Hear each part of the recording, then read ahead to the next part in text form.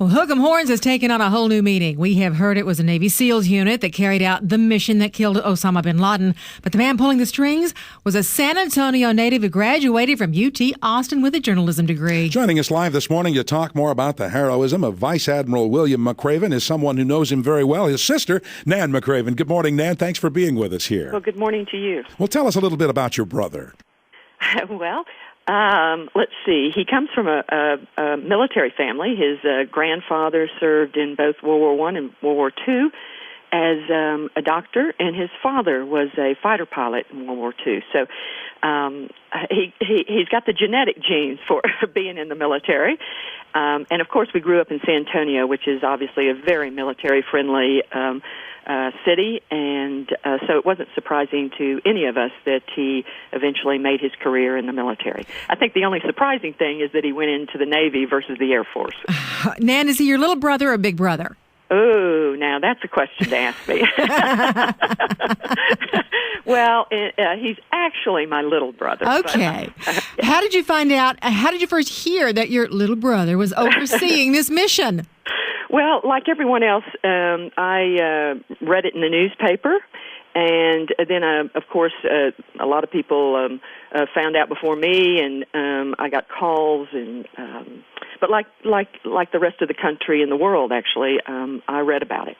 So what was he like as you grew up together? Well, he was a typical boy. He played t-ball. He ran track.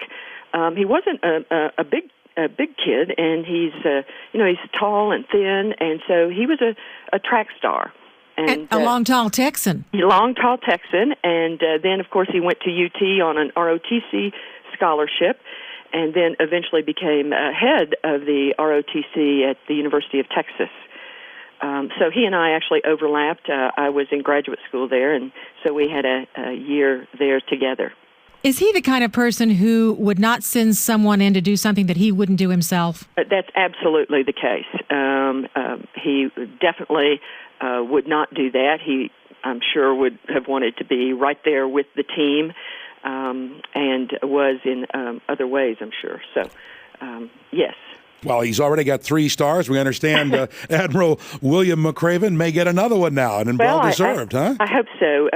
Yes, very well-deserved, and I hope he gets a chance to have some rest here soon. So I bet so. The SEALs have a reputation for being quiet professionals. Does that apply to your brother? That's true, yes. They're actually very humble and a lot of humility. They don't really, and he doesn't ever really talk about what he does, obviously, and so they are very quiet, and I think they just go about their business.